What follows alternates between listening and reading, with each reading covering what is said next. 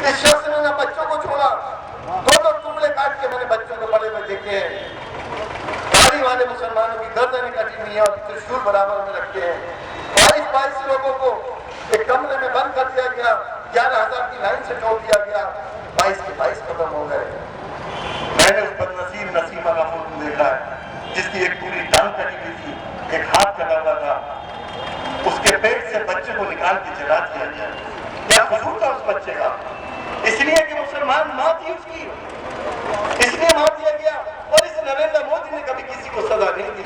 एहसान जाफरी साहब पूर्व सांसद थे, उनकी लाश आज तक नहीं मिली। आज ही हमसे कहता है कि मैं मुसलमानों को भी चाहता हूँ। एक भेड़ी आया है मुन्नीलाल चुन्नी के भेष में, बड़ा होशियार रहना मेरे हिंदू मुसलमान भाइयों। क्या ऐसा शख्स अगर हिंदुस्तान की सबसे बड़ी कुर्सी पे पहुंच गया तो हिंदुस्तान का क्या हशर होगा, हमारी आगे आने वाली नस्लों का क्या हशर होगा, तुम्हें इस बात का अंदाजा अच्छी तरह है। हम चाहते हैं कि हम अपने बच्चों को वो हिंदुस्तान देना नहीं चाहते जिसमें आपसी नफरत हो, इंसान को इंसान से डर लगता हो।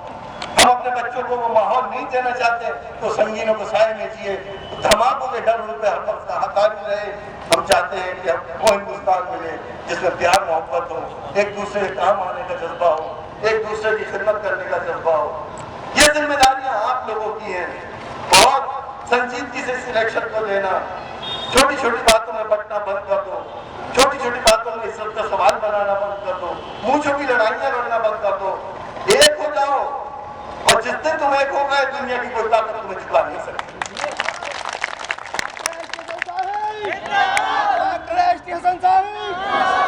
सही कहा अल्लामा इकबाल ने कि मुनफाद एक है, इस कौम के नुकसान भी है।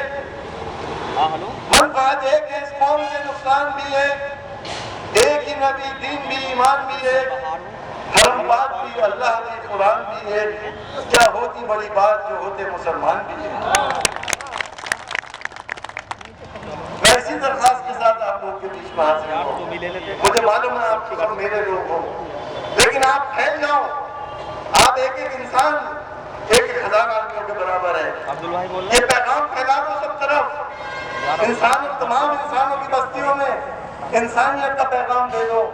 उस शख्स का पैगाम दे दो जिसका नाम मुलायम सिंह यादव है, जो सबके साथ इंसाफ करता है, जो सबके हक की बात करता है, जो सबको साथ लेके चलता है।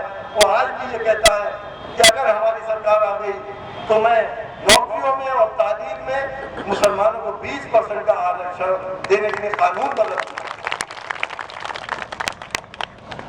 सोचो जरा का 20% आप हर जगह होंगे तो कहीं भी आपके साथ नाइंसाफी नहीं हो सकती। 80 की हिम्मत नहीं कि आपके साथ जुल्म करने और नाइंसाफी करने। इसलिए मैं आपसे कहना चाहता हूँ, इस पैगाम को आम कर दो, लोगों को बता दो कि ये बहुत अहमियत का इलेक्शन है, बहुत संजीदगी का इलेक्शन है। इसको बहुत संजीदगी से लेना, एक एक वोट डालने की जरूरत है। माँ बहनों के वोट एक एक वोट डलवाने की जरूरत है। और ये भी मैं कहना चाहता हूँ कि अगर किसी को किसी से कोई परेशानी है, कोई अधिकारी तुम्हें परेशान कर रहा हो, कोई पुलिस वाला तुम्हें परेशान कर रहा हो, कोई ऐसा तुम्हें परेशान कर रहा हो, कोई पटवारी परेशान कर रहा हो, आधी रात को डॉक्टर एस टी हसन को पुकार लेना, मेरी ताकत तुम्हारे पीछे खड़ी है। हम शराफत के साथ ही लोगों को झुकाना जानते हैं। कभी नाइंसाफी के खिलाफ सर मत झुकाना, कभी किसी के आगे सर मत झुकाना। अगर सर झुकाया करो तो सिर्फ अपने पैदा करने वाले के आगे, उसके अलावा किसी के आगे सर मत झुकाओ। मैं आपकी ताकत बन गया इंशाअल्लाह ताला, आपके पीछे हर वक्त खड़ा मिलूंगा। आपकी दुआओं के और आपकी कोशिशों के दरख्वास्त के साथ मैं आपसे इजाजत चाहता हूँ। अल्लाह